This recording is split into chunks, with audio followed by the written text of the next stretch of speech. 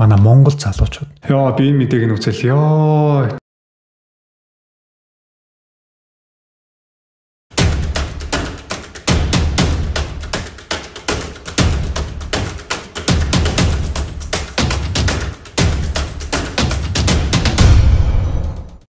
За сайн байцгаана уу Золботын та бүхэндээ энэ өдрийн мэндийг хүргье. Тэгэхээр өнөөдөр Солонгосоор сонин сайхан юута нэвтрүүлгийнхаа ээлж дугаарыг хүргэх гэж байна.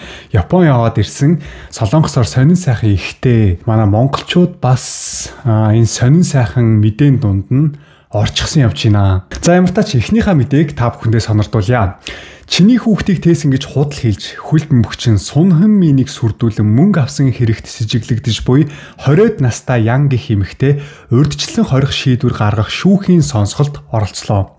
Сонхон миний хуучин найз бүсгүй ян нь өнгөрсөн оны 6 дугаар сард жирэмсэн болсон тухайга ил болгоно гэж сүрдүүлэн 300 сая вон буюу 789 сая төгрөг авсан хэрэгт холбогджээ. Мөрдөн байцаалтаар ян нь сонд жирэмсний эхо зураг илгээж өөртөө нь уулзаж биечлэн мөнгө өгөхийг шаардсан нь тогтоогдсон байна. Соны талынхан тухайн үед жирэмсний мэдээллийг нууцлж байхаар тохиролцсон бичигт гарын үсэг зурулж 300 сая воныг өгсөн гэж мэдээлсэн. Сүүлд янтаа үерхэж байсан 40 орчим насны Ён гих эрэгтэй найз охин Ян нь хөл мөхчин сонон минтэй үерхдэг байсныг мэдээд соны талаас нэмэлт 700 манон буюу 70 сая воныг шаардсан хэрэгт мөн холбогдож шүүхтээр иржээ. Сүүлд үргэсэн Ён нь 3 сараас эхлэн хэвлэл мэдээлэл YouTube-чдад жирэмсний тухай мэдээллийг задлана гэж соныг сүрдүүлсэн бөгөөд үнэхээр зарим хэвлэл мэдээлэлд өгсөн нь тогтоогдсон байна. За гэтэл сонон миний талаас 5 дугаар сарын 7-нд сүрдүүлэгч 2 этгээдийг цагдаад өгч гомдол мэдүүлснээр энэ сүрдүүлэг нь хэрэгжээгүй буюу сүрдүүлэн дарамтлах хэргийн оролдлого гэж бүртгэгдсэн байна. Сонон миний талынхан уг гомдлыг гаргахдаа энэ бол үндэслэлгүй худал мэдээлэл хэмээгээд ямар ч өршөөлгүйгээр хатуу хууль эрх зүйн арга хэмжээ аавна гэж мэдгдсэн. Цагдаа нар 5 сарын 14-ний орой с жигтнүүдийг баривчилж гар утас зэрэг эд мөрийн баримтыг хураан авч шүүхэд урьдчилсан хорих хүсэлт гаргасан. За түүнчлэн мөрдөн байцаалтын явцад Ян эмэгтэй жирэмсний онцлогоо хийлгэсэн эмнэлэгт очиж тухайн өдрийн эмнэлгийн бүртгэл баримтыг цагдаа нар олж авсан гэж мэдээлжээ. Шүүхийн танхимаас гарч ирэхдээ Ян сүрдүүлгийг хамтран зохион байгуулсан уу гэсэн сэтгүүлчийн асуултад үгүй хэмээн хариулсан байна. Эцэст нь жирэмсний асуудлыг ашиглан сунан минийг сүрдүүлсэн Ян болон түүний хамтрагч нарыг цагдаа нар баривчилсан бөгөөд сунан миний төлөөлөгчд сум бол хохирогч бөгөөд холбогчдод хуулийн дагуу ямар ч өршөөлгүй хариуцлага тооцно гэдгийг дахин нотлолоо. За тэгэхээр энэ мэдээ сүүлийн үед Солонгост маш их шуугаа нэгдэгдэж байна. Бараг мэдээний сувг болгоноор нь л гарч ийн. 20 гаруй насны эмэгтэй сунан минтай хайлт уулздаг байсан байна л да. Үерхтэгч байгаагүй зүгээр хайлт уулздаг байжгаад тэгээ сунан минаас би хүүхдтэй болчлоо гэд эхоныхоо зургийг явуулаад 300 сая вон нэхэмжилсэн байгаа. Тэгээ сунан минь өөрөө тухайд асуудал үүсэхийг хүсээгүй учраас эмэгтэйтэй төлөөлөгч нь очиж уулзаад гарын үсгийг нь аваад энэ хэрэгээр дахин асуудал гарахгүй гэд гарын үсгийг нь авч агаад 300 сая вон өгөөд салсан юм байна л та. За тэгсэн энэ 20 гаруй насны эмэгтэй нь бас нэг 40 гаруй насны эрэгтэйтэй үерхсэн юм байна. Тэгэд өмнө нь сунан минтай уулздаг байсан 40 гаруй насны эрэгтэйтэй хэлсэн чинь нөгөөх нь хүү чи энэ боломжийг алдаж болохгүй шүү дээ. Дахиад мөнгө нэхэмжилгээд сунан минаас дахиад 70 сая вон нэхэмжилсэн байгаа энэ хоёр. За тэгсэн сунан миний талаас бол шууд зөвшөөрөөгүй. Яагаад вэ гэхээр өмнө нь те 300 сая вон өгөө дахиж асууд гарахгүй гэж гарын үсэг зурчаад дахиад мөнгө нэхэмжлэхээр нь өдөр бүр даварцсан гарууд байна. Эдрийг харин яах вэ гэж тухайн үед сенсац болохгүй гэж чимээгүй амын тагилчигээд 300 сая вон өгсөн чи одоо бүр ингээд дахин мөнгө нэхэд ах шинжтэйгээд энэ хоёр хүнийг цагдаад өгсөн байгаа байхгүй юу. За тэгсэн болоогүй бүр инээдтэй юм болсон. Солонгосын хөлбөмбөгийн шгшээ багийн ахлагч сонон миний хүүхдийг тээж байгаа хэмээн мэдэгдэж мөнгө нэгсэн 20-од настай эмэгтэй сонтоо үерхэж байх хугацаанд өөр нэгэн бизнесмен эртээ давхар харилцаатай байсан гих сэжиг бий боллоо. 21-ний өдөр Entertainment мэдээллийн Dispatch сайтаас сунан минийг сүрдүүлсэн гих Ян гих эмэгтэй мөн түүний хамтрагч 40 настай Ён гих 92-ийн ярианы бичлэгийг олон нийтэд дэлгэв гэж байгаа. Тэгээ энэ хоёр уцаар хоорондоо юу гэж ярьж ийн гэж нөгөө ах нь уцаар ярьж байхдаа энэ 40 настай найз залуу нь асууж байгаа байхгүй юу. Гэхдээ тэгээ тэр хүүхэд чи яг хинийх нь хүүхэд байсан юм бэ гэсэн. Би яаж мэдх юм бэ гэд. Тэгвэл чи ядаж нэгэнтэй нь явуулдаж байхдаа жирэмсэн болохгүй яасан юм бэ. Хоёулантай зэрэг явуулдаад байхдаа тэгээд ийм дуу хураасан бичлэгийг нь олон цацж байгаа байхгүй юу. Тухайд энэ 20 гаруй насны Ян гэх эмэгтэй хоёуланд нь жирэмсэн болсон тухайга дуулгасан боловч бизнесмен ир хариу өгөөгүй. Харин зөвхөн Сонон Минь л хариу өгсөн байгаа. Тэгээ Сонон Минь өөрөө Солонгос гэхгүй чи дэлхийд даяар алдартай хөлбөмбөгчин бөгчин штэ. Тэгээ ямарваа нэгэн асуудалд орох уу гэж бодоод шууд очиод уулзаад 300 сая өгсөн юм байна л та. Яг өөрийнх нь хүүхд юм уу үгүй юу гэдгийг ч мэдэхгүй штэ. Гэхдээ яг зүгээр амийг нь таглах гад гарын үсгийг аваад 300 сая вон өгсөн чинь нөгөөх нь давраад өөр найз залуутай олцоод бүр дахин мөнгө нэхээдсэн байгаа байхгүй юу. За энэ Янгийн 20 гаруй насны эмэгтэй Солонгосын загварын салбарт ажилладаг бөгөөд Сонон Миньтэй нэгэн танилынхаа зуучлаар анх танилцж байсан юм байна. Ян өмнө нь абортонд орж байсан нь батлагдсан ч тухайн хүүхэд үнэхээр Сонон Миньний хүүхэд байсан эсэх нь тодорхойгүй хэвээр байна. За тэгээ яг энэ мэдээнийхэн дор солонгосчууд нь 20 гаруй насны Ян гих эмэгтэйг аимшигтай хараасан байсан. Наа чи Сонон Миньний хүүхэд биш байсан нь бол 100% тодорхой байна. Үнэхээр Сонон Минь тамирчны хүүхднээс бол наа чи аль хэдийн хүүхдэд төрүүлээ те сар болгон хүүхдийн мөнгө гээд бүр хэдэн зуун сая вон хэмжлээ сууж ахаар эмхтэй байна. Сонон Миньний хүүхд биш байсан болохоор зүгээр эхооныхоо зургаа явуулаад мөнгө нэгсэн баха. Сонон Миньтэй уулздаг байхдаа зөвхөн тэр бизнесментэй ч уулзаагүй. Наа чи бүр өчнөө олон эрэгтэй хүмүүстэй уулздаг байсан. Наа чи угаасаа амар явдалтай тийм эрэгтэй хүмүүстэй уулзаал мөнгө салгаа сурцсан. Тэгээ өдий залуугаас ийм муухай эмэгтэй байсан байна гэж зөвөр 9 шидээр хараацсан байлээ. Тэгэхээр би Солонгост амьдарч байгаа монгол залуучуудаа байнга анхааруулж хэлдэг штеп. Гуд пемнес болгоомжтой байгаараа гэд. Гуд гэдэг нь цэцэг гэсэн үг, пем гэдэг нь могоо гэсэн үг. Ямар гоё цэцэг вэ гэж бодоод бариад авсан чинь дотроос нь могоо гарч ирээд хаацчдаг. Тэгэхээр иймэрхүү эрэгтэй хүмүүсээс мөнгө салгадаг иймэрхүү охтуудыг гуд пем гэж нэрлэдэг байхгүй. Тэгэхээр Сонон Минь энэ хөлбөмбөгийн тамирчин бол үнэхээр азгүй гуд пемтэй таарсан байгаа байхгүй. Тэгэхээр залуучуудаа анхааруулж хэлэхэд бид нэр гаднаас нь хараад гаднах төрхийг нь хараад өөх ямар гоё цэцэг вэ, ямар үзэсгэлэнтэй цэцэг вэ гэж чод шүүрч аваад үнэрлэх юм бол дотроос нь могоо гарч ирээд хатгуулж өгөх магадлал зөндөө байгаа шүү. Тэгээ зөндөө олон зүйлээрээ хохирох магадлал өндөр шүү. Тэгэхээр Сонон Минь тамирчны хувьд Солонгос гэлтгүй зүгээр Аз дэлхийд даяар 100% хүлээн зөвшөөрөгдсөн хүн шүү дээ, тийм. Сайн хөлбөмбөг тоглодог. Үнэхээр респект хийхээр зан характер ааштай, хүмүүжлтэй. Ерөөсө бүх юм төгс хүн гэж хардаг байсан байхгүй. Тэгсэн энэ хэрэг нь ингээд сая бөө юм болоо Солонгос сенсац болсон чинь 100% үнэлдэг байсан үнэлгээ нэг 90% таа буучж байгаа байхгүй. Тэгээ ингээд мэдээг нь уншихаар бас Сонон Минийг жоо шүүмжилж байгаа хүмүүс бэлээ. Тэ өөрөө нэг л сүрхий юм яриаддаг те доотлынхаа дүүнрийг хүртэл та нар инглээ тэглээгээ загнаа явуулсан өөрөө ч гэсэн те ар хаагаараа хүн амьтантай уулзаал явдаг л байсан юм шиг тэгэл шүүмжилчихсэн. Зарим нь болохоор юу вэ чи хүн амьтантай яагаад уулзаж болохгүй гэж чинь яагаад хөлбөмбөгчин алдар нэр хүндтэй хүн гэхээр хүн амьтантай уулзаж болохоо болчт ингээл за ямар тааш бүгдээрээ цэцэг могоонуудаас гуд пемнүүдээс болгоомжлцгоё. За сайн байцгаана уу манай White Dream шүдний эмнэлэг Суан салбартаа Монгол ажилтнтай болсон шүү. Сайн байцгаана уу та бүхэндээ энэ өдрийн мэнд хүргэе.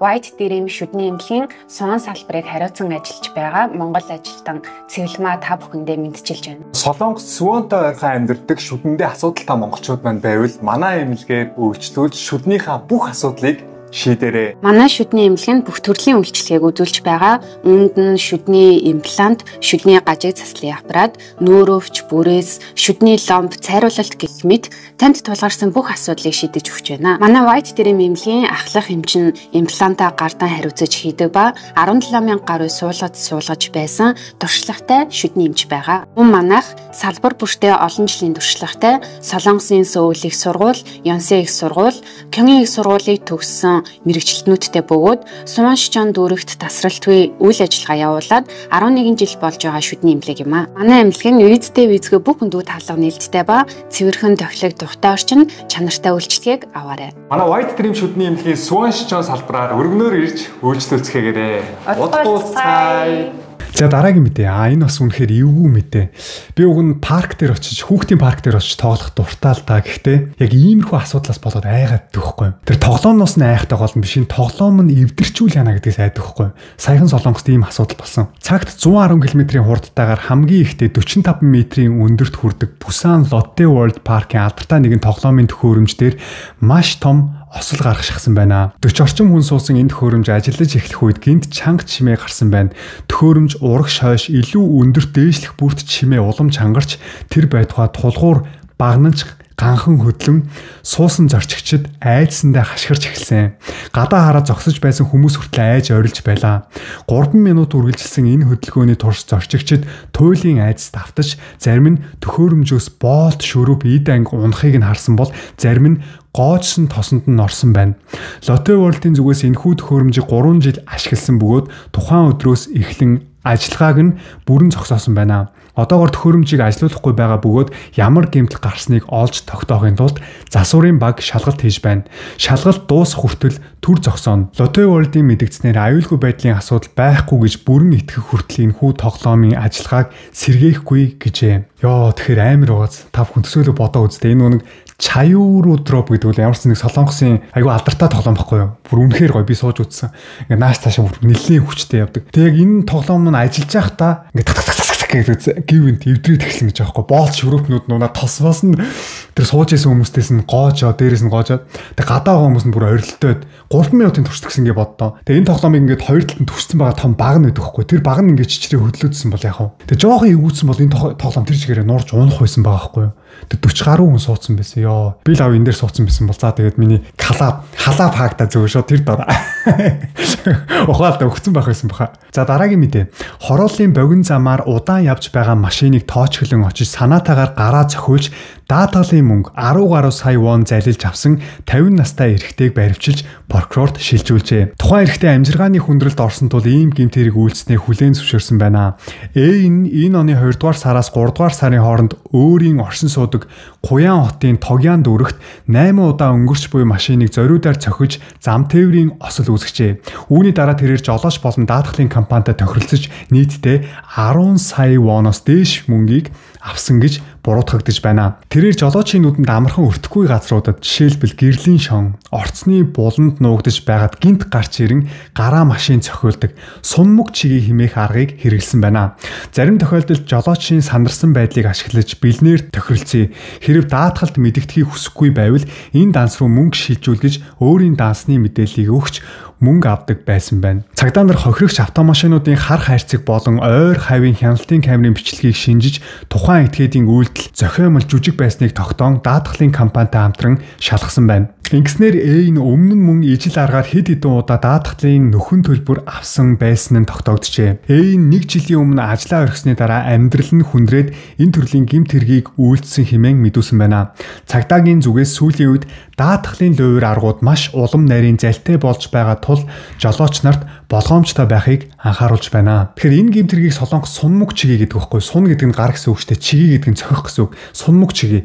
Хажуугаар өнгөрч байгаа машин байвал албаар очоод гараараа тэр машиныг цохиод авдаг те. Тэгээ Солонгост их сонир хуйлтай. Жишээлбэл би машин барьж авч байгаад нэг хүн гараа миний машин толинд ч юм уу цогчлоо гэж бодъё л доо. Би тэрийг мэдсээр вэж яваад өгөх юм бол сүүлд надад хэргийн газраас цухтаас ингээд надад ял тогтдог байхгүй. Тэр хүн хэрэгээр миний машиныг цогсон ч вэ, үнэхээр санамсаргүй гараа миний машин чүргсэн ч вэ, би заавал машинаасаа бууж тэр хүнээс гайгүй юу? Ямар нэгэн асуудал болоогүй өстэй гэж хэрэг болсон газар асуудлаа шийдчихэд явах ёстой. За жишээлбэл нэг азгүй жолооч машинаа барьж яваад энэ сунмог чиgie те гараа цохиулдаг ийм гэмт хэрэгтэнтэй таарчлаа гэж бодъё л доо. За тэгээд нөгөөх нь те машиныг түг цохиод авлаа, нөгөөх нь мэдхгүй яваад өглөө. Тэгвэл нөгөөх нь цагдаа дуудлага өгчдөг байхгүй. Өө сая нэг машин миний гарыг цогч мөргчөөд яваад өглөө гэд. Тэнгуү цагдаа нар нь мэдээж ирээд CCTV камерыг харж агаад гарын цогсон нь үнэн л байгаа юм чинь нөгөө машиныхын номер эдрийг шалгаад шууд бензууны хэргийн газраас цухтаасан гэд нөгөө жолоочд илүү их ял оноочдөг байхгүй. Солонгосын хууль нь айгүй хэцүү. Би та бүхэнд өмнө хэлжсэн шүү дээ. Солонгост гэмт хэрэг хүндэрдэг хамгийн гол шалтгаан бол хэргийн газраас оргон зайлах цухтаах. Шууд 4 жилийн ял нэмээд өгчтэй шүү дээ. 4 жил жолооныхын үнэлэхийг хасна.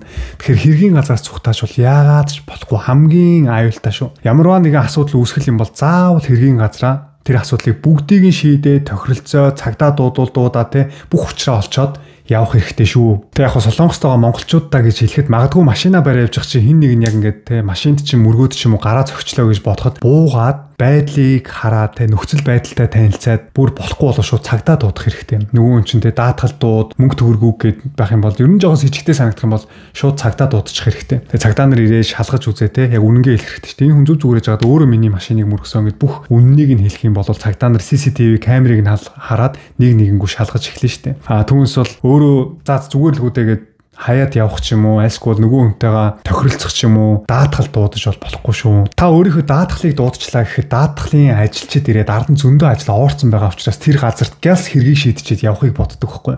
Тэгэхээр яг мөрдөн байцаагч цагдаа нар шиг энэ яг юу болсон CCTV камер дээр шалгаж авахгүй шүү дээ. За ямар ч үсэн цохиулсан байна. Та цохисон нь үнэн. За тэгвэл манай даатгалаас энэ хүн тэдэнд өргөө өгнө. Энэ хүн чинь эмнэлэгт очиж үзүүлсэн энэ төргээд асуудлыг нөгөө хүнийхэн тал руу шийдээ явчихдаг байхгүй. Айгуу сонио.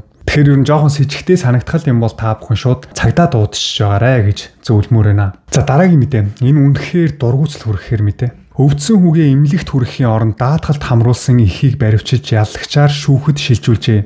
Энэ хэрэг 2 жилийн өмнө бүгд найрамдах Солонгос улсын Кёнги аймгийн орон сууцнд болжээ. 30 гаруй настай эрэгтэй элэгний өвчтөй байсан бөгөөд 2022 оны 9 сард ойролцоогоор 3 литр цусаар бөөлдсөн байна. Тэгсэн хамт амьдардаг байсан 60 гаруй настай эхэн 119 дугаарт дуудлага өгөөгүй байна. Залуу 25 цагийн дараа найзынхаа тусламжтайгаар эмнэлэгт хүрэгдсэн боловч цус алдалтаас үүдэлтэй цочмог шокоор нас баржээ. За энэ ээж нь өөрөө даатгалын компанид ажилладаг байсан бөгөөд хүүгийнхээ бие муудсан энэ үед тэрээр шууд хүүгийнхаа нэрээр 200 сая воны амь насны даатгалд хамруулсан байна. Даатгалын гэрээ байгуулснаас 8 цагийн дараа хүүн нас барсан байна. Нөхцөл байдал с ิจ гтэй санагдсан учраас даатгалын компани 2024 оны 1 сард эмэгтэйг цагдаад өгсөн. Харин их нь хүүгийн бие муу байсныг мдээгүй хэмээн мэдүүлсэн бөгөөд хэрэгээ хүлээн зөвшөөрөөгүй. Цагдаагийн байгууллага 1 жил 4 сар гаруй шалгалт хийсний эцэст тус эмэгтэй хүний амь нас хохироосон болон даатгалын мөнгө залилан авах гэсэн оролдлого гэх үндслээр прокурорт шилжүүлсэн байна. Яа тэгэхээр энэ бүр үнэхээр амар мэдээ байгааз. Ээж хүн, их хүн хүүхдтэй ингэж хэрцгий аимшигтай ханддаг тохиолдол ер нь тун ховор байдаг шүү дээ. Яг хөө хүүхдүүд нь ээж аавынхаа амийг хөнөөсөн гэсэн хэрэг мэрсэр хаяа гардаг. Гэхдээ их хүн хүүхдтэй ингэж хатуу хандж байгаа мэдээ бол барагтаа гараад байдгүй. Тэгээ хүүхд нь элэгний өвчтөй байжгаад гинт 3 литр цусаар бүлдсэн гэж байгаа байхгүй юу. Тэгтэн зүгээр харж байгаа шууд гарч яваад очиод нөгөө өөрөө ажил дээр очиод даатгалын ажилтан байсан ажил дээр очиод шууд хүүхдэд даатгал бүртгүүл хайцсан байгаа байхгүй юу. Тэгээ хүүхдэнд 25 цаг гэртээ байжгаад найз нь очиод эмнэлэгт хүргэгдсэн бүр дэндүү их цус алдсан байсан учраас амиа алдсан. Тэгээ одоо 200 сая воныг шууд хүүхдээ хүн гутан дээр даатгалын компаниас нэхэмжилсэн байгаа байхгүй юу. Оо манай хүүхд амиа алдчихлаа. Ийм даатгал бүртгүүлсэн байсан гэд энэ чи өөрөө даатгалд ажилтдаг хүн юм чинь яаж авах, яаж салахаа бүгдийг нь мэдчихэж байгаа шүү дээ. Харин Аз болоход нөгөө даатгалын компаниас нь бүх зүйлийг нь шалгаж үзээд энэ нэмэгтэй нэг л с ิจ гтэй санагдаад цагдаад өгсөн байхгүй.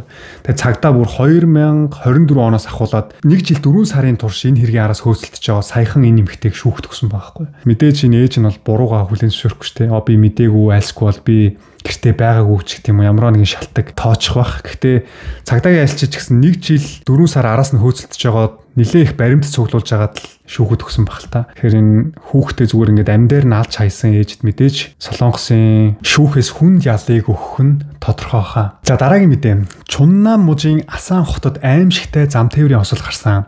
10 жилийн 3 сурагч үнэмлэхгүй түрээсийн машин барьж яваад осол гаргаж нэг хүний амьд хүрээд хэргийн дараа юу ч болоогүй юм шиг бүжиглэж буй бичлэгээ сошиалд нийтэлж олонний уур бухимдлыг төрүүлээд байна. Тэдний унсан машин замын голын тусгаарлагч төмөр хашааг мөргөж тэр нь эсрэг урсгалд явж байсан таксины дээр унсан байна. 60 гаруй настай таксины жолооч газар дээр амь насаа алджээ. Харин ослыг гаргасан сурагчид хөнгөн бэртэл авч эмнэлэгт хүргэгдэж эмчлүүлж байгаач. Талигаачийн ар гэр бүл хэлэхдээ ийм хүмүүс хүн мөн гэж юу? Миний аав яагаад ийм хүүхдүүдийн гарт амиа алдах ёстой гэж 10 гаруй настай хүүхдүүдийн хариуцлага шийтгэл хитрхий сул байна. Энэ заавал өөрчлөгдөх ёстой гэж хэлжээ. Цагдаагийн байгууллагаас жолооны үнэмлэхгүй машин барьсан хүүхдийг албан ёсоор шалгаж эхэлсэн бөгөөд ослын үеэр хамт байсан 2 хүүхдийг эмчилгээ дууссаны дараа шалгахаар төлөвлөж байгаа юм байна. Тэгэхээр 10 жилийн 3 сурагч зам тээврийн осол гаргаад энэ ослоос болоод 60 гаруй насны таксины жолооч эрэхтэй амиа алдсан байгаа хгүй. Зөв зүгээр ажиллаа хийж явж байгаад харамсалтайгаар амиа алдсан. Тэгэд энэ том ослыг гаргачаад энэ 3 хүүхэд эмнэлэгт очичоод юу ч болоогүй юм шиг TikTok одоо янз бүрийн дээр нөө шорт бичлэг энтрийгээд бүжиглээ тэрийгээ өөрсдийнхөө сошиал дээр тавиад байжсэн байхгүй юу. Өөрсдийнх нь хийсэн буруу үйлдэлээс болоод хүн амь насаа алдчихад тахт юу ч болоогүй юм шиг бүжиглээд байж нэгэ та бүхэн боддоо. Тэгэхээр энэ 3 сурагчд бол мэдээж буруу үйлдэл хийсэн үед нь хийлж ярьж ойлгож ухааруулдаг энэ тархируу хийдэг хүн байхгүй болохоор өөрсдөө ямар аимшигтай үйлдэл хийснээ ч мэдэхгүй хүн алчаад бүжиглээ зогсож байгаа байхгүй. Тэгээ бас энэ дээр энэ Солонгосын хууль нь айгүй сул байдаг байхгүй. Насанд хүрээгүй л бол эрүүгийн хариуцлага үүрүүлэхгүй. Эрүүгийн хариуцлага үүрүүлсэн ч гэсэн айгүй бага хэмжээгээр ял оноодог ч юм уу. Тийм болохоор энэ хүүхдүүд нь бас ингээд давраад жоохон ингээд айхаа болцсон те. Бараг цагдаа нар нэрж яхад өөдөөс нь хэрэлдээ зогсож байдэн шүү дээ энэ хүмүүжлэх хүүхдүүд нь. Тэгээ яг энэ мэдээний дор солонгосчууд бас энэ хуулиа маш их шүүмжилсэн бэлээ. Энэ хуулиа чангалахгүй бол энэ мэт үзэгдэл бол цааш зөндөө болно. Хууль нь сул байгаа юм чинь те. Яах энэ хүүхдүүд хүн алчаад яах ч юм чинь гээд бүжиглээ сууж байхаас өөр аргагүй штэ. Хуулиа чангалгооч. Америк шиг болох хэрэгтэй. Америк чи яадаг үлээ те. Хүүхэд ч вэ, хин ч вэ, насанд хүрсэн ч вэ, хүрээгүй ч вэ зүгээр бараг насаар нь 20 айчдаг үстэй. Хүнд гэмт хэрэг үйлдсэн бол тэгэхээр яг Америк шиг болох хэрэгтэй гэж бас олон хүмүүс тэгтлээ үлдээсэн байлээ. За дараагийн мэдээ. Францын гудамжинд олонний дунд шууд бичлэг хийж авсан солонгос эмэгтэйг нэг танихгүй эрэгтэй гинэт дайрч камерлон цохлоо. Чи юу бичээд байна? Заван хятад авгаа минь зайл. Ингэж тэр эмэгтэйг илт үзэн ядалтаар доромжилсан байна. Genity гих 1 сая гаруй дагагчтай дэлхийн өнцөг булан бүрт эерэг уур амьсгал түгээдэг солонгос бүсгүй. Тэр хинт ч гай болоогүй, хинт ч хүндрэл учруулаагүй.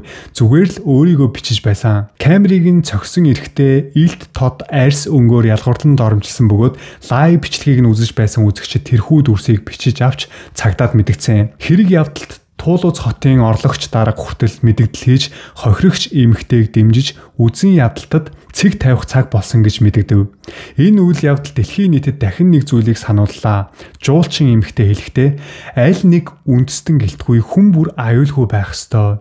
Хүнийг айр сүнгөөр нь ялгуурлан гадуурхаж болохгүй. Иймэрхүү асуудыг зүгээр өнгөрөөж дуугүй байж болохгүй.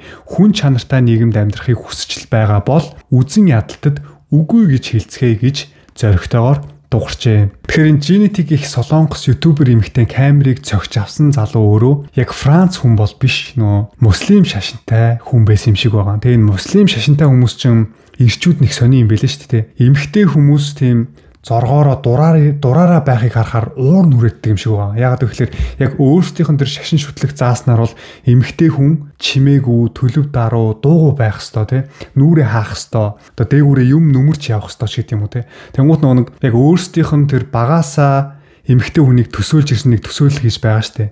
Тэнгуутаа өөр оронд ирээд эмэгтэй хүмүүсийг харахаар бүр өөрсдийнх нь төсөөллөөс пис ондоо эмэгтэй хүмүүс байгаад байгаа байхгүй юу. Тэнгуут нэг яг өөрсдийнх нь шашнаас нь гажаад одоо өөрсдийнх нь тэр итгэж байгаа тэр бурхныг нь үл хүндэтгэж чинь гэдээ бүр ингээд эмэгтэй хүнийг харахаар уур бухимдал нь хүрээддэг юм шиг ба. Тэгэл эмэгтэй хүнийг янз бүрээр доромжлол те очиж цогч аваад бүр нэг тийм эмэгтэйчүүдийг бүр үзэн яддаг болчдөг юм шүү энэ муслим шашинтай хүмүүс. Тэгээ энэ аялал хийж байгаа солонгос ютуберуудын бичлэгийг анзаараад харахад Европод явж байгаад энэ аль сүнгөөр гадуурхах иймэрхүү асуудалд байнга ороод байгаа байхгүй юу.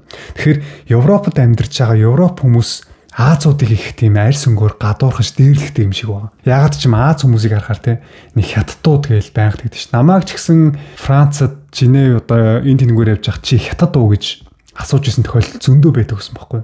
Тэгээ би тэгж асуухад үнэн голоосоо дургу. Яагаад ч юм дургу үрдэж те. Are you Chinese гэж асуудаг байхгүй. Тэгэхээр I'm not Chinese. Тэгээ Азууд л ихээр нэг улбгаар сулбгаар нэг ногоо үйдсэн те. Нэг жижигхэн биетэй нэг ийм онисэн нүдтэй нэг ийм одоо юу гэх юм сул дорой арчаагүй хүмүүс байдаг гэж боддог юм шиг ба. Гэхдээ яг тэр аль сүнгөөр гадуурхаж байгаа хүмүүсийг харахаар яг нэг үндсэн европчууд нь биш дандаа нэг цагаачаар ирсэн. Тиймэрхүү хүмүүс муу муудаад ирлэх үгчээр Азиудыг аюух дээрлэхдэг байхгүй аюу санаа. Яг нэг гой соёлтой Европ хүмүүс бол нэг тэгж хүмүүнийг тэ аль сүнгөөр нь ялгуурдан гадуурхаал нэг хүнийг байгаа гаднах төрхөөр нь гадуурхаад байхгүй. Та бүхэн бүгдээрээ анзаарж байгаа сүүлийн үед аялал хийдэг ютуберүүд маш их болсон. Золбоо нүрт сая Япон явчаад ирлээ шүү дээ. Одоо жишээлбэл би ямарваа нэгэн улс орн руу явах гэж байгаа бол тэр орны талаар мэдхийг хүсч ивэл ютубер орол тэр орны нэрийг бичихэд л аялсан бүх ютуберуудын бичлэг нь гараад ирж байгаа байхгүй. Тэгэл хид хидэн бичлэгийг үзэл энэ орн руу очиод ч хэрэггүй мэн эсвэл энэ аюу дайггүй орн биш нэг очиод үзэхэд сэтгэлдлүүд нь гараад ирж байгаа байхгүй. Тэгэхээр би өмнө хэлжсэн тийм Монголд очиж байгаа солонгос ютуберүүд бол дийлэнх нь Монголын талаар аюу гой сэтгэлдэлтэй байдаг. Муулж байгаа тийм энэ Монгол бити ирээрээс онцгүй орн байна гэж байгаа ютуберыг ер нь бол хараагүй шүү. Би тиймчлэг ер нь бол хийгээгүй шүү дээ. Хайгаад гарч ирэхгүй байхгүй юу. Тэгэхээр манай монголчууд бери гүд байгаа шүү. Тэгээд ер нь солонгосчууд ч бай ер нь гадны орны энэ ютубер хүмүүс очиход аль болох ийдэг гой соёлтой харьцаа те мэдхгүй юм байвал зааж өгөө туслаад гой ийдгээр харьцаад явуулж байгаарэ. Тэгвэл тэр хүмүүст Монголын талаар үнэхээр гой сэтгэл гой дурсамж үлдээ шүү. Бүгдээрээ байнга улс их орныхоо нэрийг бодож явцгаа шүү. За дараагийн мэдээ. Сөүл хотын Пампу дүүргийн гудамжинд хар өнгийн машин аимшигтайгаар хурдан орж ирэв. Хурдаа барьж дийлэхгүй явсан машин гудамжны хажууд зогсож байсан мотоцикл жолоочийг маш хүчтэй мөргсөн. Этгээд аль хэдийн 2 осол гаргаад зүгтж яваад мотоциклтэй залууг мөргсөн. Нэг чигдэл рүү заасан хязгаарлагдмал 30 км/цагийн хурдтай гудамжинд 100 км шахам хурдтай давхисаар 3 хүнийг дайрж мотоцикл тулгуур шон хашаа мөргөн зогссон. Осол гаргасны дараа жолооч машинаасаа шууд гарч олон байшин дундах гудмаар оргон зайлжээ. 10 гаруй цагдаа иргэдийн хамтаар 20 минут үргэлжилсэн мөрдлөгийн эцэст түүнийг баривчилсан байна. Баривчилгааны дараа шалгаж тогтоосноор жолооч нь согтуу байсан бөгөөд цусны согтууруулах төвшин жолооны эрх цуслах хэмжээтэй байжээ. Хуулийн дагуу осол гаргасны дараа арга хэмжээ аваагүй. Согтуугаар тээврийн хэрэгс жолоодсон. Хүн дайрч зүгтсэн, урсгал сөрсөн гэх мэт 10 шахам ялаар яллах үндслэлтэй. Осол дөрсөн мотоциклийн жолоочийн хүзүүний 3, 4, 5 дугаар яснууд хугарч доошоо саажилттай болох аюултай байна. Тэрээр ослын дараа юу болсныг огт санахгүй өөрийгөө хаана байгааг мэдэхгүй байна гэжээ. Түүний эхнэр хэлэхдээ нөхрөө 1 минут ч гэсэн хожуу явуулах байсан юм. Өнөөдөр битгий яваач гэртээ амраач гэж хэлсэн бол ийм зүйл болохгүй байхсан хэмээн нулимс тослуулан ярилцлага өгчээ. Тэгээд мотоциклоор нөө педал гэж ярьдаг те Солонгост хүргэлт хийдэг залуу яг гэрээсээ гараад ажилдаа явах гад гэрийнхаа гадаа тавьсан байсан мотоциклэн дээр очиод зогсож исэн. Араас нь нөгөө машин чинь 100 км/цагийн хурдтай орж ирээд мөргөө хайцсан байгаа байхгүй. Тэгээд энэ залуугийн хүзүүнийх нь 3, 4, 5 дугаар яснууд нь хугарсан. Өөрөө одоо ухаан мэдрэл нь орон гарan болцсон. Тэгээд доогуур одоо мдээгүй болох, саажилттай болох аюултай байна гэж байгаа байхгүй. Яа, нэрээ иймэрхүү мэдээг харахаар л бүр өөрөө ирэхгүй бүр ингээд яг нэг өмнөх миний нэг хэрэг бодогддог байхгүй нөө траума болсон юм шиг байгаа миний хувьд ч гэсэн бүр үнэхээр аюултай. Согтуугаараа машин барих ийм аюултай. Согтуугаараа машин барьж яваад нэг хүний амьдралыг үгүй хийгээ ачиж. Та бүхэн боддоо зүв зүгээр ажиллаа хийх гээд гарч явсан залуу одоо ингээд тахир дутуу хүн болох ч. Согтуугаараа бити машин бариараа гуйж шүүнээр ингэсэн. Энэ бичлэгийг үзэж байгаа хүмүүс байл бүр байн өөртөө бодож хэлж ярьж яваар. Согтуу архиусан л бол архи амандаа өргөсөн л бол машин барихгүй шүү, машин барихгүй. Нөө болохгүй шүү. Би өөрөө өмнө хэлжсэн шүү дээ. Огт согтуугаараа машин барьдгүй явж хагаад нэг удаа архиугаад машин барихад яг тийм аимшигтай ослолж байгаа байхгүй. Яг адилхан энэ залуу ч гэсэн согтуугаараа машин барьж яваад аваар гаргаад цагдаа нар араас нөгөөд хөөгөөд зүхтааж байгаа тийм ослсон байгаа байхгүй. 2, 3 хүн мөргөөд эцэст нь тэр болонд байсан мотоциклтай залууг мөргөөд машин зогсож байгаа байхгүй. Хүчнөө хүн мөргөцсөн. Энэ залуу бол бүр аимшигтай хуулийн хариуцлага өгнө шүү дээ. Бараг насаар нь хорж магадгүй гэдэг нөө хууль чинь тайлбарлаж хэлээ. Бид нар зүгээр нэг алдаанаас болоод амьдрал зүгээр оронгоороо ирэх магадлал өндөр байдаг шүү. Ер нь зүгээр л архи битгий юу? Нэр архи битгий юу? Архи битгий юу? Архинаас л хол юу? Архинаас л хол явах юм бол зүгээр л амьдрал чинь амжилттай юм нэр шүү. Архи хүнхээр хүн дандаа юм балерийн муухай хэрэг төв, алаан хитаан, зодон юу гэдэг дандаа юм муухай асуудлыг архи хойноос дагуулж идэх байхгүй. Архи хүнхээр муу нэрхтэй. Архи дандаа муу зүйлийг дагуулж идэг. Архиугаа төөх ямар гоё юм бэ гэл те. Архиугаад амьдрал нь сэргээд амьдрал нь өөддөө болоод аз жаргалтай хүн тав хоёрны дэлхийн түүхэнд харсан уу? Бүгд архиугаа л асуудал үүсгэдэг шүү дээ. Би дахиад л хэлье. Шоронд орж байгаа хүмүүсийн 70-80% нь архиуснасаа болоод гэмт хэрэг үйлдээд буруу үйлдэл хийгээд шоронд орцгоосон байдаг. 70-80% шүү дээ. Тэгээ одоо сүүлийн үеийн залуучууд айгүй мундаг ухамсартай ухаантай болж байгаа. Тэгээ архийг айгүй тааруулж уудаг болсон гэж ер нь сонсогдож байгаа л доо. Гэхдээ ер нь л болж өгөл баар савч гисэн бити ор. Ер нь бити шоод. Тэр энийг нэрээ ямар хэрэггүй зүйл гэдэг би нөө амьдралаараа үзсэн болохоор л ингэ байн бай хэлээд байна л та. За энэ бас үнэхээр уур бухимдал төрүүлэхээр мэдээ. Та бүхэн энэ мэдээг сонсох юм бол үнэхээр уурч өөрөх. За өмнөд Солонгосын шинэ хот болох Тунтаанд амьдардаг байсан нэгэн эмэгтэй хамтран амьдрагч залуудаа хэрцгийгээр алуулж амиа алдлаа.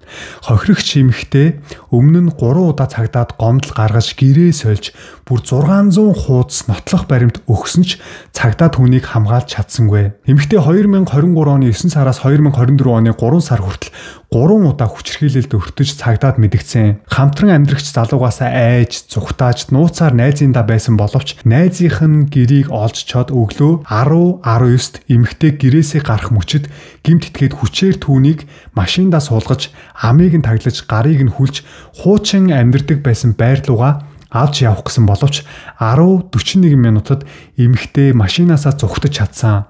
Гимт итгээд араас нь хөөж байрных нь гадаа ирээд эмэгтэйг олон удаа хутгалж алаад өөрөө гэртээ очоод амиа орлсон байна. Эмэгтэй өнгөрсөн сард 1 жилийн турш бичсэн аудио нотлох баримтуудыг багтаасан 600 хуудас материалыг бүрдүүлж гуйж байна, наад хүнээ баривчлаач гэж цагдаа дахин мэдүүлэг өгсөн боловч цагдаа нар 10 гаруй хоног түүний өгсөн материалыг бүрэн шалгалгүй саатаж хүн амны гэмт хэрэгээс урьдчилан сэргийлж чадсангүй. Харин гэмт хэрэг гарснаас хойш Кёнгийн мужийн цагдаагийн байгууллагаас тайлбар өгөхдөө 600 хуудас материалыг шалгах хугацаа хэрэгтэй байсан гэж тайлбарлсан. Харин олон нийт болон хүний эрхийн байгууллагууд ийм олон удаа тусламж гуйсан хүнд туслаагүй нь ноцтой хариуцлага гэж шүүмжилж байна. Хэрэг олон дэлгэгдээд мэдээгээр гараад эхэлсэн цагдаагийн газрын дотоод хяналт шалгалт явагдаж эхэлсэн байна. Яа, энэ нэмэгтэй нэрээ өөрөө амьд үлдэхийн тулд ямар их тэмцсэн бол те. Та бүхэн боддоо 600 хуудас материал бүрдүүлж өгсөн гээд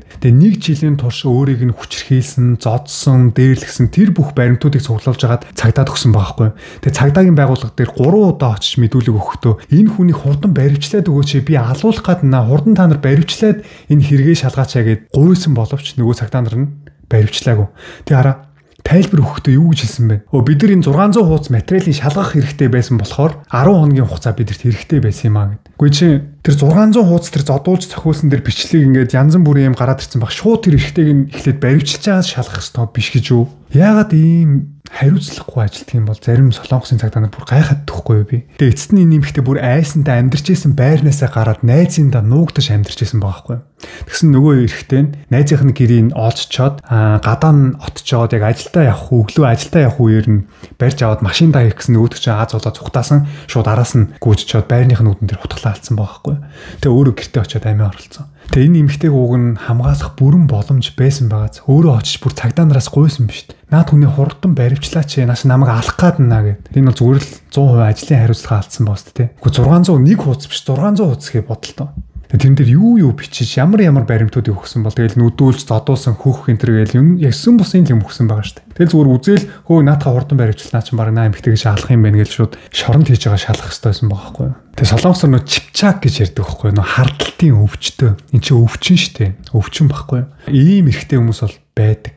Тэгээ ийм эрхтэй хүмүүсийг бол бид нар байхгүй болгож чадахгүй шүү дээ. Угаасаа байдаг. Зүгээр үзэж байгаа охтуудаа дүүнэртээ зөвлөж хэлэхэд нэгэнт амьдрал зохиоцсон бол хэцүү л дээ. Амьдрал зохиогоод хүүхдтэй болсон бол бас хэцүү те. Үнэхээр амьдрал зохиогоогүй дөнгөж үерхэж эхэлж байгаа ч юм уу. Цаашдаа ер нь эрэгтэй хүнтэй үерхий гэж бодож байгаа бол өөрт чинь нэг удаа гар хүрэх юм бол биш. Нэг удаа гар хүрэх юм бол биш шүү. Өөрт чинь нэг удаа П, Я, Г гэдэг аим муха хараалууд байдаг шүү дээ. Тим хараал хэлж байгаа бол шууд сал. Ямар ч эр хүн эрэгтэй хүн эмэгтэй хүнийг хүндэлдэг. Би эмэгтэй хүнийг эмэгтэй хүн гэж хүндэлдэг. Би хизээч эмэгтэй хүнд гар хүрж болохгүй гэсэн юм ухамсартай, хүмүүжлтэй, ухаантай залуучууд бол амнаас нь яаж жуурн хуржсэн тэр П, П, Я, Г гэдэг хараалууд гарахгүйгээс яаж жуурн хуржсэн тийм хараал гарахгүй. Тэгэхээр зүгээр өөрийн чинь тийм муухай П, П, Я, Г иш мишээр гэсэн ер нь тийм муухай балер хараал хэлжил байгаа бол тэр зүгээр эхэлнэ. Тэгээ дараа нь 2 3 хэлэн те дараа нь одоо юу гэдэг те түлхэн цохно гэд ингээд солонгост ханаарал аймён нь ёрл андаа гэж үг гэдэг байхгүй юу. Тухайн хүний нэг зүйлийг нь мэдэхэд 10 зүйлийг нь мэдэх боломжтой гэж үг өгдөө. Тэгэхээр тухайн хүний суур хүмүүжил ерөөсөө л нэггүй үйлдэлээс нь харагддаг байхгүй юу. За энэ нэг иймэрхүү хүн байна да гэдгийг мэдэх амархан. Тэр хүний амнаас тийм муухай хараал өөрт чинь ирж ил байгаа бол хэзээ нэгэн цагт гар хүрэх магадлал байна л гэсэн үг. За одоо тэгвэл эрэгтэй дүүнэртаа гэж зөвлөж хэлэхэд үнэхээр хайртай бүр ингэ хамаг сэтгэл зүрхээ зориулсан тэр эмэгтэй чинь чамаас салъя гэдэг нь амар хэцүү байна уу? Бүр ингээл те байд сууж ядаал хэцүү байгааг чинь ойлгож байна. Би ч гэсэн энийг өөрөө нөө туулж үтсэн болохоор мэдж байгаа байхгүй юу? Яг хайртай эмэгтэй хүн өөрөөс нь холдоод явна гэдэг бүр үнэхээр хэцүү байдаг. Үнэхээр өөрийн чинь чин сэтгэлээсээ хайрлсан эмэгтэй хайртай эмэгтэй өөрөөс чинь салъя гэд явах гэж байгаа бол эхлээд ийдгээр чадах бүхнээ хийгээд үз. Ийдгээр шүү. Түүнээс бол гэрт нь очиод хаалгын балбаал чи надаас салах юм бол би амиа орлооч гэдэг юм очиод зуурж аваад надаас битгий саллаа гэл битгий тэгээрээ. Тэгх тусмаа эрэхтэй хүн үн цэнэ алддаг байхгүй юу? Тэгх тусам нөгөө эмэгтэй чинь чамааг харахаар дургуч хүрнэ. Бүүр салмаар санагдана. Харин баг те тоохгүй явчих юм бол энэ чи яагаад наа гэд баг буцаад ирэх магадлал өндөр гэдэг байхгүй юу? Чадах бүхнээ хийж үзээд үнэхээр тэр эмэгтэй чинь нийлэхгүй гэж байгаа бол шууд нэг кул хаагээ гэж солонгос дээр тэгэхгүй. Кул цан гаргаад шууд л окей салсан дээр. Ер нь тэгээд эмэгтэй хүн өөрөөс чи явна гэж байгаа бол зүгээр л явуулсан дээр. Гэхдээ тэр эмэгтэйг явна гэж яхад нь хүчээр чи хажуудаа авчирч байлгаад яах юм бэ? Тэр хайр биш штэ. Чи хүчээр тэр эмэгтэйг хажуудаа байлгаж штэ. Тэр эмэгтэй чамайг сонгоогүй бах те. Чамайг дургу гэдэх тэр эмэгтэйг 1000 хажуудаа байлгах гэд яах юм бэ? Тэнд хайр оршин тогтнох боломжгүй. Тэрэн дөөр зүгээр л явуулаад өөрийгөө хөгжүүл. Ирчүүд бидэрт хийх ажил зөндөө байгаа штэ. Нэг эмэгтэй хаяа явчлаа, салаа явчлаа гэж саллаа гэж ингээл гэж араас нь шүлсээ гоочглаа. Дахин мессеж бичээл үхлээ хатлаа гээл. Энэ эрэгтэйчүүд бидний хийх ёстой үйлдэл биш ээ. Нэрнгээсээ биш шүү. Явуул явах чагаал. Тэгээ би юу н одоо л ойлгож байна. Эр хүн гэдэг өөрөө бүх юмаа зохицуулаад өөрөө амьдралаа авч явдаг байх ёстой. Эр хүн амьдралаа авч явна гэхээр заавал байртай, машинтай, карьертай, мөнгөтэй, дансандаа хэдэн 100 сая төгрөгтэй ч юм уу тийм юмыг би юус огт хэлээгүй шүү. Өөрөө амьдралаа аюу гоё, аз жаргалтай, удирдах даваад явах чадвартай, ухамсартай байх ёстой юм билээ. За тэгээ бичлэгийг минь үзэж байгаа үе тэнгийн залуучууд их жахнаар эмээ өвөнрөөсөө уучлалт гуймаар байна. Би нэг сүрхий өөрөө нэг мундаг лаг болохоор хүнд зөвлөгөө өгöd байгаа юм биш шүү. Ёстой биш шүү. Над алдаа тутагд бүр амар их байгаа. Нэрнгээс амар их байгаа. Яг ингээд би нэг яриад байгаа боловч бас тэрийг би бүгдийг хэрэгжүүлээд явж чадахгүй. Өнөөдөр хүртэл би өөртөө тэмцээл явж байгаа. Зүгээр яагаад би энийг дүүнэртээ хэлээддэг вэ гэхлээр над руу олон дүүнер маань мессеж бичдэг байхгүй юу? Цолбаахаа та надад ингээд энэ зөвлөгөө өгсөн үнэхээр надад тус болдгоо шүү. Би таны тэр зөвлөгөөг чи аваад нэрээ тийм байж тэгээ мэдсэн шүү. Иймэрхүү мессежүүд ирдэг болохоор ягаад ч юм хэлмээр санагдаад байхгүй юу? Хүн болгон хэлж ярьдаг ээжтэй, аавтай, ахтай, эгчтэй өсдөггүй байхгүй юу? Яг үнэхээр миний энэ ярьж байгаа бичлэг хин нэгэнд нь хэрэгтэй байдаг болохоор би ингээд жоохон илүү амлаад нэг зөвлөгөө өгч байгаа юм шиг ярьдгийг шүү. Та бүхэн ойлгоорой. Түүнээс бол би нэг мундагтаа лагтаа биш шүү. За дараагийн мэдээ. Тэгэхээр сүүлийн үед баривчлага маш их болсныг Солонгост амьдарч байгаа монголчууд минь мэдж байгаа бах те. Тэгсэн тэр шалтгаантай байсан юм байна.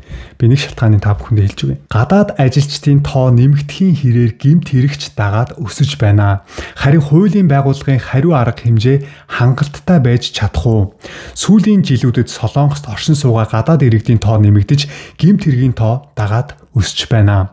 Харин нөгөө талд орчуулга мөрдөн байцаалтын нөөц тусгай хэлтэс хангалтгүй байгаа нь хариу арга хэмжээнд томоохон саад болж байна.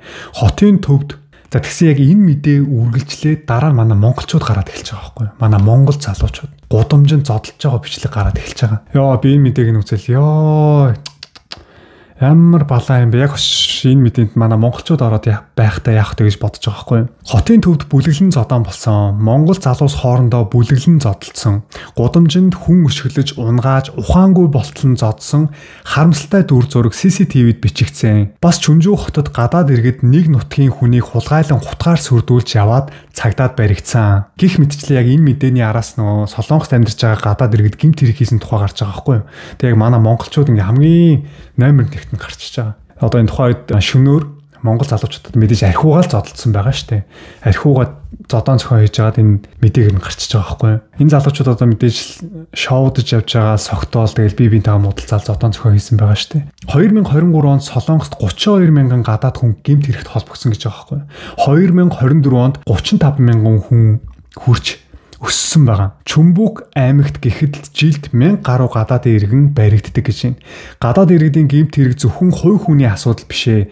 Солонгосын нийгэм олон үндэстэн олон соёлтой болж байна. Харин хуулийн байгууллагын бэлтгэл тэр хэмжээнд хүрэхгүй байгаагаас болж иргэдийн аюулгүй байдал шудраг ёс хохирсоор байна гэсэн мэдээ гарч байгаа байхгүй юу? Тэгэхээр сүүлийн үед Солонгост амьдарч байгаа гадаад иргэд маш их гэмт хэрэг үлдэж байгаа. Ялангуяа хар тамхины гэмт хэрэг. Аллах, хулгай дээрэм, хар тамхи, биеийн үнэлэлт гих мэтчлэн гэмт хэрэгүүд маш их болж байгаа болохоор Солонгосын төрөөс энэ гадаад иргэдийг чангатахаа одоо хурдан баривчлаад визгүй байгаа хүмүүсүүдийн шууд буцаа гэсэн тушаал гарсан байгаа байхгүй юу? Энэ тушаалынхын дагуу сүүлийн үед баривчилгаа их байсан юм байлээ. Би одоо яагаад ингэж их гадаад иргэдийг баривчлаад байгаа юм болоо гэсэн гадаад иргэдийн гэмт хэрэг маш их өсөж байгаа гэсэн үзүүлэлт гарсан учраас Солонгосын төр засгаас нь гадаад иргэдийг жоохон чангатгаж энэ хуулийг чангалахгүй болохгүй юм байна. Одоо жишээлбэл энэ хууль бусаар амьдарч байгаа визгүй оршин сууж байгаа иргэд гэмт хэрэг үйлдэлээ гэхэд хаана амьдарч байгаа нь мэдэгдэхгүй, ямар гэмт хэрэг үйлдэлд мэдэгдэхгүй гэж олж илрүүлэхэд хэцүү байна. Тийм учраас одоо ер нь хуулийн дагуу бус амьдарч байгаа иргэдийг баривчилж нутаг буцаая гэсэн хуулийн шийдвэрийг гаргасан байгаа байхгүй юу. Тэгээ би монголчуудыг муулж байгаа юм огт биш шүү. Бити буруугаар ойлгоорой. Солонгост амьдардаг гадаад иргэд гэмт хэрэг үйлдсэн тоогоороо манай монголчууд нэлээд дээгүүрч ихсэгддэг байхгүй юу. Бүр нэлээд дээгүүрч ихсэгдэж шүү. Бүр нэвтрүүлгээр нь хүртэл гарч ирсэн гэ би та нарт нэвтрүүлгийг үзүүлж ирсэн шүү дээ. Монголчууд ноцтой гэмт хэрэг үйлддэг. Хүн амьтаа алж талах ч юм уу, дээрэм хулгай хийх ч юм уу те. Ямар гэмт хэрэгээс болоод энэ их тоон бүтгэгддэг гэж яг иймэрхүү гэмт хэрэг. Архиугаал хоорондоо зодтолдог. Архиугаал асуудал үүсгдэг. Архиугаад гэртээ чанга дугаар ярьлаа гээл шингүү ороод ирдэг. Тэгээ нөө цагдаа тэр хэрэгээ бүтгэждэг. Маргалцсан, хэрэлцэн дандаа архиугаад сул ийм хоёрын оронд хэрэгээс болоод Солонгост байгаа гадаад иргэдийн гэмт хэрэг үйлсэн тоонд нь дээгүүрч ихсаад байгаа байхгүй юу. Тэгээ энэ бичлэгийг үзэхэд ямар амар тэр нүүр мөрлөө өшгөлт юм бэ. Нэг залуу ингээд доошоо унсан байх чинь зүгээр нүүрлөө нь хурж ирээл өшгөлөөд авч байгаа байхгүй юу. Архиуч хараа нэрээ ёо. Яг л нөө араатан болчихно. Хайрлахгүй зодно би бинийг. Одоо нүүрдлохоор өшөлж жагаад хүний нутагт би бинийг алаа хичүүл яа. Тэгэл нэг нь хүний нутагт амиа алдаал нэг нь шоронд орно ш. Тийм босон явдлууд зөндөө байгаа штэ. Тэгээ энэ мэдээ ихэд дөнгөж сайхан гарсан мэдээ штэ. Тэгэл Солонгост амьдарч байгаа гадаад иргэдийн гэмт хэргийн тоо өсөж ийн гээл тэгэл ярьжсэн шууд дараа нь манай монгол залуучууд зодтолтол те гараад эхэлж байгаа байхгүй. Тэгээ энийг үзэж байгаа солонгосчууд нь яг юу гэж бодох вэ те. Энэ монголчууд гээл бодоол дүгнэлтийгээ сууцгааж байгаа штэ. Тэг яаж яхад яг манай Монголын тэр зодтолж байгаа бичлэгийг яг хамгийн түрүүнд гаргадах нь ч юу блэ те. Тэг би ч гэсэн өөрөө ялгаагүй ажиллаа хийгээл ядраал тэгэл 7 хоногтоо нэг удаа гараал тэг найз нөхдөөрөө уулзаа шоудаал баар савуурал тэг ажлынхаа тэр бүх стрессийг тайлал айгу гоё байна гэж бодоод яваад гэсэн байхгүй юу. Гэхдээ яг одоо ингээд өнгөрсөн хонь эргээд амьдралаа харахад бол огт тийм зүйл байгаагүй. Харин ч эсрэгээрээ бүр стресстэйсэн, бүр ядарчсэн, бүр эрүүл мэндээрээ хохирчсэн, бүр санхүүгээрээ хохирчсэн те. Надад тус болсон дэм болсон юм огт үлдээгүй. Бид нар зүгээр л өөрсдийгөө хуураа яваад байгаа байхгүй. Амар ядарч чинь, хүний нутагт стресст чинь, тэ ганцаард чинь, зовж чинь, тэ хаа нэг найзуудаараа архиугаал сэтгэлээ онгоолгоол яриад тэр бүх асуудлаа шийдэж байгаа юм шиг санагдал. Нөө архиуучхаар хүн чинь нэг тийм гоё болж байгаа юм шиг мэдрэмж аваад нэг хөөрөөл нэг яг тэр тухайн үеийнхаа мэдрэмжинд хууртаад одоо нэгсэндээ зүгээр өөртөө өвчин амдаах тариа яваад байгаа байхгүй. Гэхдээ яг хизээж таны энэ зүрх сэтгэлийн голд байгаа тэр асуудал чинь шийдэж өгч чадахгүй нэрх гэдэг зүйл бол бидэрт өөр уг нь энэ цагийг зөв өнгөрүүлэх зөндөө олон зүйлс байгаад байгаа байхгүй юу. Одоо тийм залуучууд ч гэсэн Солонгост байдаг юм байл л дээ. Одоо уул руу гардаг ч юм уу те. Хүлэн бүү тоглодог, сакс тоглодог, одоо спортлог биш, спортлог гэж ярьдаг шүү дээ. Тэгээ одоо усан бассейн сэлэх ч юм уу, жимэнд явах ч юм уу гих мэтчлэн цагийг зөв өөрийгөө хөгжүүлээд бүх стрессээ тайлах тийм арга боломжууд байгаад байгаа байхгүй юу. Яг үннийг хэлэхэд зүгээр бид нар хэсгэн зуурын тэр нэг жоохон таашаалдал хууртаад байгаа байхгүй. Тэрийг л ойлгох хэрэгтэй. Тэгэхгүй бол ингээд архиугаад яваад хах юм бол яваал шүү. Нэг л мэдхэд 30 хүрсэн байна. Нэг л мэдхэд 35, нэг л мэдхэд 40, 45, 50 цаг хугацаанд нэр харвсан сум шиг өнгөрч байгаа сте. Би одоо маргааш нэг өдөр 40 хүрплээ шүү дээ. Тойрдог биш, туулж өнгөрүүлдэг амьдрал шүү дээ. За тэгээ өнөөдөр ямар ч гэсэн та бүхэндээ Солонгост ойрын хугацаанд яг сенсац болоод байгаа яг төв мэдээнүүдийн дамжууллаа. Тэгээ энэ хүртэл үзсэн үзэгчдээ маш их баярлалаа. Тэгвэл Золбоо ТV-тэй дараагийнхаа бичлэгээр уулзлаа. Түр. Bye.